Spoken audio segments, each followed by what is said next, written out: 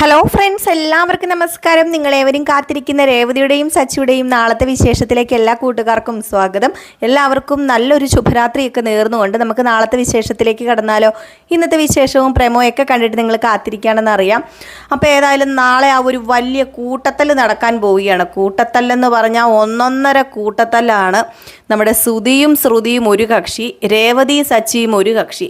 ഇതിനിടയിൽ പ്രശ്നം പരിഹരിക്കാൻ നിന്ന നമ്മുടെ ശ്രീകാന്തിൻ്റെ കാര്യം അധോഗതി എന്നല്ലാതെ വേറെ എന്താ പറയുക. ഏതായാലും പ്രശ്നമൊക്കെ പരിഹരിച്ച് നമ്മുടെ രേവതിനെ സച്ചിനെ ഒന്നിപ്പിക്കുവാൻ വേണ്ടി വർഷം പറഞ്ഞു കൊടുത്ത ആ ഒരു ഐഡിയ പ്രകാരം നമ്മുടെ ശ്രീകാന്ത് നേരെ സച്ചിയോട് ചെന്ന് കാര്യം പറഞ്ഞു. ആദ്യമൊക്കെ സച്ചി എതിർത്തെങ്കിലും നമ്മുടെ ശ്രീകാന്ത് പറഞ്ഞതുകൊണ്ട് തന്നെ പോകാതിരിക്കാൻ പറ്റില്ല. അപ്പം അങ്ങനെ പോകാൻ വേണ്ടിയുള്ള തീരുമാനമൊക്കെ എടുത്തു. അതാണ് നമ്മൾ ലാസ്റ്റായിട്ട് കണ്ടത്. ഇനി കാണാൻ പോകുന്നത് നമ്മുടെ രേവതി റൂമിനകത്തിരുന്ന് ഇങ്ങനെ തുണികളൊക്കെ ഇങ്ങനെ മടക്കി വെക്കുകയാണ്. അപ്പോഴാണ് സച്ചി അങ്ങോട്ടേക്ക് കയറി ചെന്ന് ഒരുങ്ങുന്നു പുറത്ത് പോകാൻ വേണ്ടി. അങ്ങനെ രേവതി തുണികളൊക്കെ മടക്കിക്കൊണ്ടിരിക്കുന്നു. അപ്പോഴാണ് നമ്മുടെ സച്ചി പറഞ്ഞത്, അതെ നമുക്ക് പുറത്ത് വരെ ഒന്ന് പോകണം, ഒരുങ്ങാൻ പറഞ്ഞു.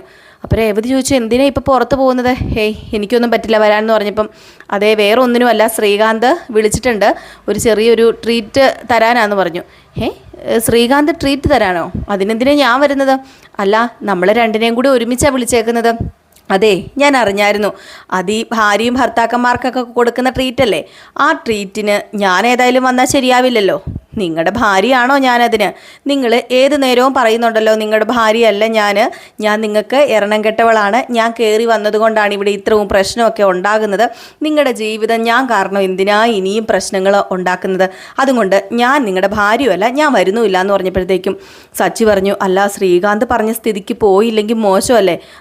ഇതെനിക്കറിയാം, ശ്രീകാന്ത് പറഞ്ഞ സ്ഥിതിക്ക് പോയില്ലെങ്കിൽ മോശമല്ലേ, അല്ലാതെ എന്നോടുള്ള സ്നേഹം കൊണ്ടൊന്നും അല്ലല്ലോ എന്നെ ഇവിടുന്ന് കൊണ്ടുപോകാൻ തുടങ്ങുന്നത്, അതുകൊണ്ട് ഞാനൊന്നും വരുന്നില്ലെന്ന് പറഞ്ഞു. അപ്പം പറഞ്ഞു, നീ ഇവിടെ എന്തെടുത്തോണ്ടിരിക്കുക? ഞാനിവിടെ മുറ്റൊടിച്ചോണ്ടിരിക്കുക, നിങ്ങൾ കണ്ടില്ലേ? എന്താ നീ എന്നെ കളിയാക്കുകയാണോ? അല്ല ഞാനൊരു കാര്യം ചോദിച്ചോട്ടെ, നിങ്ങൾക്ക് രണ്ട് കണ്ണിനും കാഴ്ചക്കുറവൊന്നുമില്ലല്ലോ, ഞാനിവിടെ തുണി മടക്കിക്കൊണ്ടിരിക്കുകയാണെന്ന് അറിയാലോ, പിന്നെ എന്തിനാ പ്രത്യേകിച്ച് എന്നോട് എടുത്ത് ചോദിക്കുന്നത്?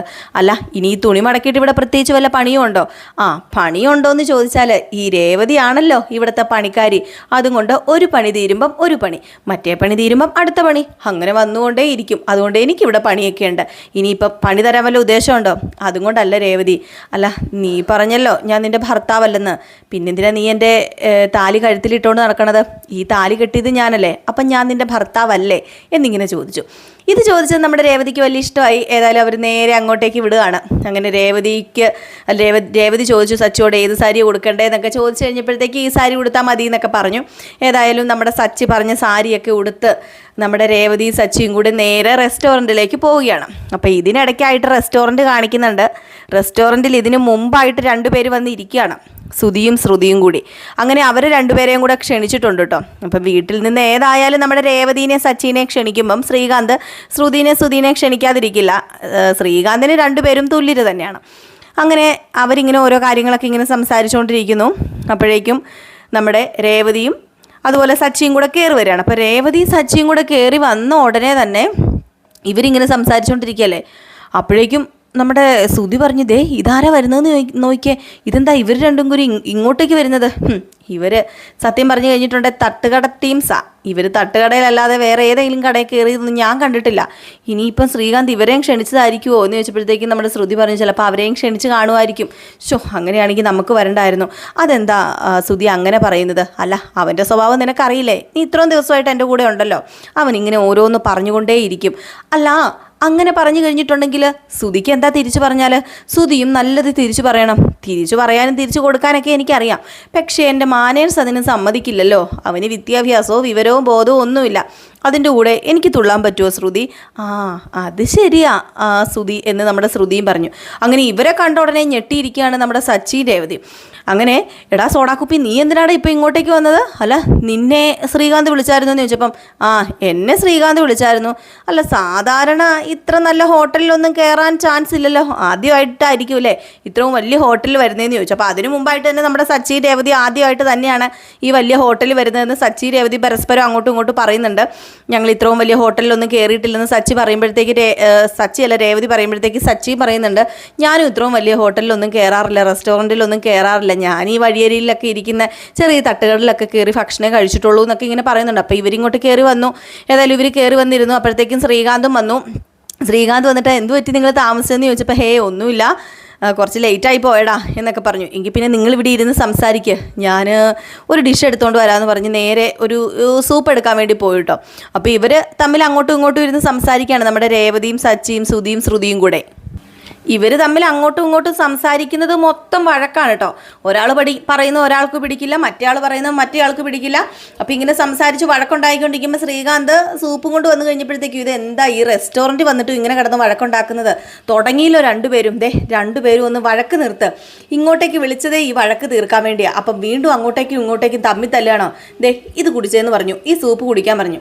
ഏതായാലും സൂപ്പ് കൊണ്ടുവച്ചപ്പോഴത്തേക്ക് രേവതി പറഞ്ഞു, സൂപ്പോ ഇപ്പോൾ സൂപ്പ് എങ്ങനെയാണ് കുടിക്കുന്നത്, അത് പിന്നെ നമ്മൾ ഈ സൂപ്പൊക്കെ കുടിക്കുന്നത് അസുഖങ്ങളൊക്കെ വരുമ്പോഴും നമ്മുടെ ആരോഗ്യമൊക്കെ നന്നാകാൻ വേണ്ടിയല്ലേ, സാധാരണ ഭക്ഷണമൊക്കെ കഴിഞ്ഞിട്ടൊക്കെ അല്ലേ സൂപ്പ് കുടിക്കുന്നതെന്ന് പറഞ്ഞപ്പം ഇത് ആ സൂപ്പല്ല, ഇത് വേറൊരു സൈസ് സൂപ്പാന്ന് പറഞ്ഞപ്പോഴത്തേക്കും നമ്മുടെ ശ്രുതി പറഞ്ഞു, അതെ ഈ സൂപ്പ് കുടിച്ചിട്ടില്ലല്ലേ രേവതി, അല്ല രേവതി ഇതുപോലത്തെ കടകളിലൊന്നും കയറിയിട്ടില്ലായിരിക്കും അല്ലേ എന്നിങ്ങനെ ചെറിയ രീതിയിൽ കളിയാക്കുന്ന രീതിയിൽ ചോദിച്ചു കേട്ടോ.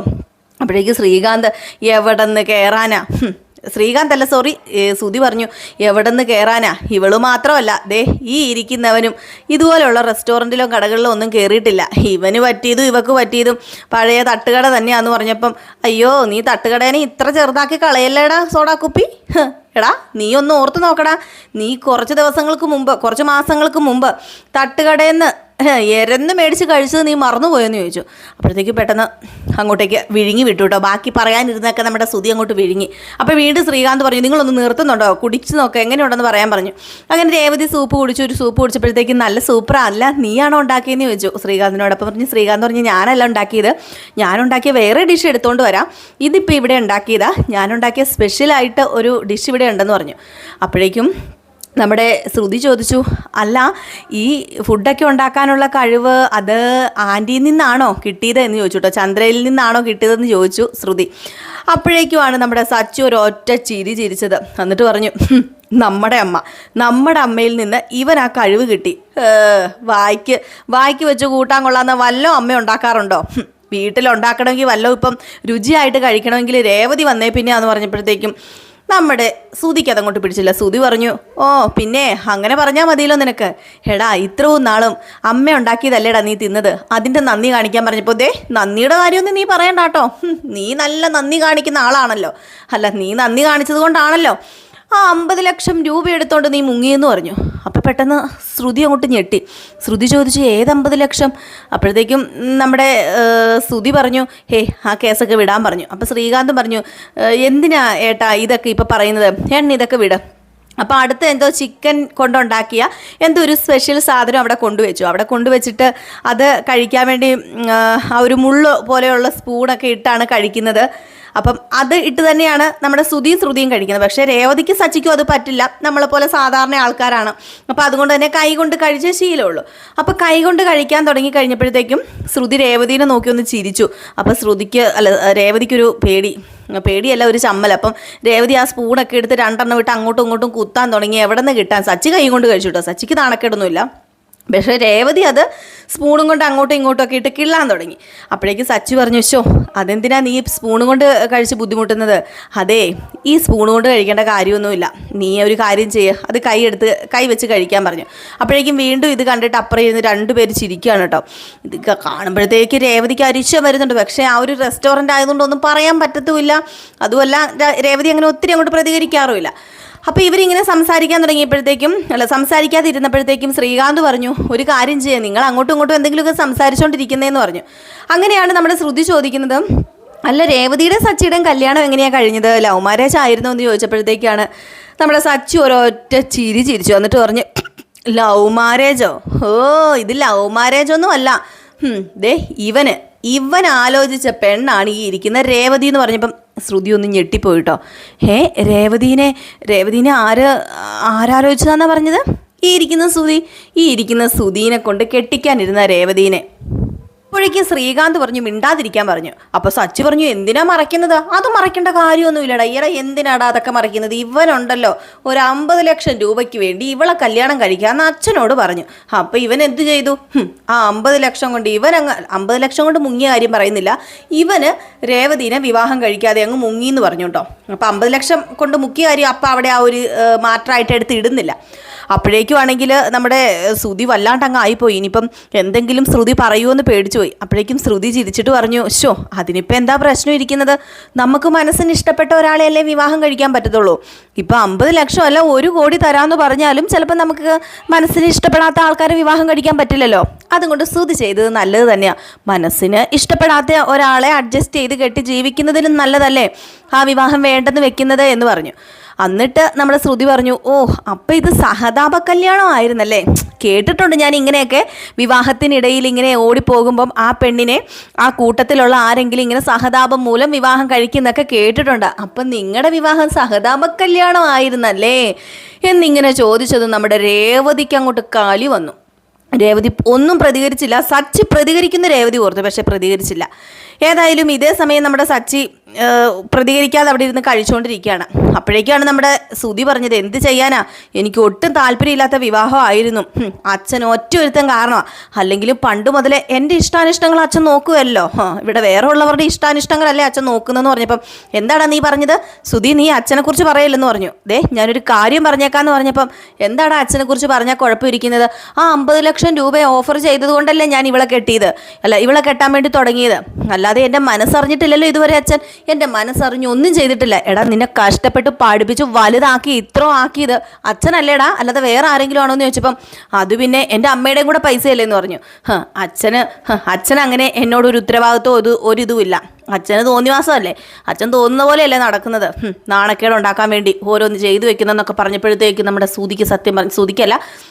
സച്ചിക്ക് സത്യം പറഞ്ഞാൽ കലി വന്നു. സച്ചി അവിടെ നേടിയിട്ടിട്ട് എന്താടാ നീ പറഞ്ഞെന്ന് ചോദിച്ചു. അപ്പോൾ പറഞ്ഞു, അച്ഛൻ നാണക്കേട് ഉണ്ടാക്കി വെക്കുന്ന അച്ഛനെ സത്യം പറഞ്ഞാൽ വിവരവേ ഇല്ലെന്ന് ഇങ്ങനെ പറഞ്ഞു. വീണ്ടും ഇത് കേട്ട് കഴിഞ്ഞപ്പോഴത്തേക്കും നമ്മുടെ സച്ചിക്ക് ദേഷ്യം വന്നിട്ട് സച്ചി എന്ത് ചെയ്തു, ഇങ്ങനെ കൈ ചൂണ്ടിയാ പറഞ്ഞത്. ആ കൈ പിടിച്ചങ്ങ് തിരിച്ചങ്ങ് ഒടിക്കുകയാണ് കേട്ടോ. ഏതായാലും അവിടെ വളരെയധികം സീൻ കോൺട്രയാകുമെന്നൊക്കെ പറഞ്ഞിട്ടില്ലേ, ആ ഒരു അവസ്ഥയെത്തി. നമ്മുടെ രേവതിയും ശ്രുതിയും അങ്ങോട്ടും ഇങ്ങോട്ടും വഴക്കുണ്ടാക്കുന്നുണ്ട് കേട്ടോ. രേവതി വിട്ടുകൊടുക്കുന്നില്ല. ശ്രുതി എന്തൊക്കെ പറയുന്നു അതുപോലെ തിരിച്ച് നമ്മുടെ രേവതി പറയുന്നുണ്ട്. ലാസ്റ്റ് എന്ത് ചെയ്യാനാണ്, കൾച്ചർ ഇല്ലാത്തവരുടെയൊക്കെ കൂടെ എന്തിനാ ശ്രീകാന്തൻ ഞങ്ങളെ വിളിച്ചത് എന്നൊക്കെ പറഞ്ഞുകൊണ്ട് ശ്രുതിയും കൂടെ കുറേ ഡയലോഗൊക്കെ ഇംഗ്ലീഷിലൊക്കെ ഇറക്കി. ഏതായാലും ഇംഗ്ലീഷിലൊക്കെ ഇറക്കിയിട്ട് ശ്രുതി ആശുപത്രി പോയി. ഈ സമയം നമ്മുടെ ശ്രീകാന്ത് പറഞ്ഞു, എന്താ സച്ചേട്ടാ ഈ കാണിച്ചതെന്ന് ചോദിച്ചപ്പോൾ, പിന്നെ ഞാൻ എന്താടാ മിണ്ടാതെ നോക്കി നിൽക്കണോ? അതെ അതിന് എന്നെ കിട്ടില്ല, എൻ്റെ അച്ഛനെക്കുറിച്ച് പറഞ്ഞിട്ടാണ് ഞാൻ സഹിക്കില്ലെന്ന് പറഞ്ഞു. അങ്ങനെ രേവതിയും നമ്മുടെ സച്ചിയും കൂടെ വണ്ടിയിൽ കയറാൻ വേണ്ടി തുടങ്ങിയപ്പോഴത്തേക്കും രേവതിയോട് ചോദിച്ചു, അല്ല നിനക്ക് വിഷമമായോ അടി ഉണ്ടാക്കിയതിൽ എന്ന് ചോദിച്ചപ്പോഴത്തേക്കും, ഹേയ് എനിക്ക് വിഷമമൊന്നുമില്ല, പക്ഷേ ഇത് നിങ്ങൾ ഇപ്പോഴല്ലായിരുന്നു അടി വെക്കേണ്ടത്, നിങ്ങൾ കൊടുക്കേണ്ടത് എന്ന് പറയുന്നത് ശ്രുതി പറഞ്ഞില്ലായിരുന്നോ സഹതാപ കല്യാണം, അപ്പം നിങ്ങൾ കൊടുക്കണമായിരുന്നു. നിങ്ങൾക്ക് അപ്പം കൊടുക്കാൻ കൈ പൊങ്ങിയില്ലല്ലോ. നിങ്ങൾ അച്ഛനെക്കുറിച്ച് പറഞ്ഞപ്പോൾ നിങ്ങൾക്ക് വേദനിച്ചു, അവിടെ എന്നെക്കുറിച്ച് പറഞ്ഞപ്പോൾ നിങ്ങൾക്ക് വേദനിച്ചില്ലല്ലോ എന്ന് പറഞ്ഞപ്പോൾ, അത് പിന്നെ ശ്രീകാന്തിൻ്റെ റെസ്റ്റോറൻ്റല്ലേ, ഒരു പ്രശ്നം ഉണ്ടാക്കണ്ടല്ലോ എന്ന് ഓർത്താന്ന് പറഞ്ഞപ്പോൾ, ആ മതി എനിക്കെല്ലാം മനസ്സിലായി എന്നൊക്കെ നമ്മുടെ രേവതി പറയുകയാണ്. ഏതായാലും രേവതിക്ക് ഇഷ്ടപ്പെട്ടു കേട്ടോ അടിയൊക്കെ കൊടുത്തത്. അങ്ങനെ അവർ നേരെ വീട്ടിലേക്ക് പോവുകയാണ്. അപ്പം പിന്നെ കാണിക്കുന്ന സീനെന്ന് പറഞ്ഞിട്ടുണ്ടെങ്കിൽ നമ്മുടെ ശ്രുതി വീട്ടിൽ ചെന്ന് കൈയൊക്കെ ഇങ്ങനെ വെച്ചോണ്ടിരിക്കുകയാണ് കേട്ടോ. ശ്രുതിയും വീട്ടിലെത്തി. ശ്രുതി ഇങ്ങനെ കൈ വെച്ചോണ്ടിരിക്കുന്നു. അവിടെ എല്ലാവരും ഉണ്ട്. ഏതായാലും ഈ പ്രശ്നത്തിനൊരു പരിഹാര മാർഗം വേണമല്ലോ. അപ്പം എല്ലാവരും കൂടെ ചേർന്ന് പരിഹരിക്കാൻ വേണ്ടി ഇരിക്കുക. ചന്ദ്രയാണെങ്കിൽ അതും ഇതും അതിൻ്റെ ഇടയ്ക്ക് പറയും, എൻ്റെ മോനെ കൊണ്ടുപോയി കാണിച്ചു വെച്ചിരിക്കുന്ന കണ്ടില്ലേ, അവൻ്റെ കൈ പോയത് കണ്ടില്ലേ എന്നൊക്കെ പറഞ്ഞാൽ ഭയങ്കര ചന്ദ്ര ഇങ്ങനെ പറഞ്ഞുകൊണ്ടേ ഇരിക്കുന്നു. ലാസ്റ്റ് നമ്മുടെ രവീന്ദ്രൻ വന്ന് എല്ലാത്തിനും ഒരു പരിഹാരമൊക്കെ ഉണ്ടാക്കുന്നുണ്ട് കേട്ടോ. അപ്പോൾ ഇതൊക്കെ കോർത്തിണക്കിക്കൊണ്ടൊരു അടിപൊളി വിശേഷമാണ് നാളെ വരുന്നത്. അപ്പോൾ എല്ലാവരും കാത്തിരിക്കുക. നമ്മൾ ഉച്ചയ്ക്ക് നമ്മുടെ രേവതിയുടെ സച്ചിയുടെയും കുറച്ച് പ്രണയവിശേഷങ്ങളൊക്കെ ഇട്ടിട്ടുണ്ടായിരുന്നു. അതൊക്കെ ആരെങ്കിലും കയറി കണ്ടിട്ടില്ലെങ്കിൽ ഒന്ന് കയറി കാണുക കേട്ടോ. അപ്പോൾ നാളെ ഫുൾ വിശേഷമായിട്ട് നമുക്ക് കാണാം. പിന്നെ എല്ലാവരും ഒന്ന് ലൈക്ക് അടിക്കാൻ മറക്കരുതേ. ലൈക്ക് അടിച്ചിട്ട് പോണേ. ആദ്യമായിട്ട് ആരെങ്കിലും കാണുന്നുണ്ടെങ്കിൽ ഒന്ന് സബ്സ്ക്രൈബും ചെയ്തേക്കണേ. അപ്പോൾ അടുത്ത വിശേഷമായിട്ട് വരുന്നവരെ എല്ലാവർക്കും ടാറ്റാ ബൈ ബൈ.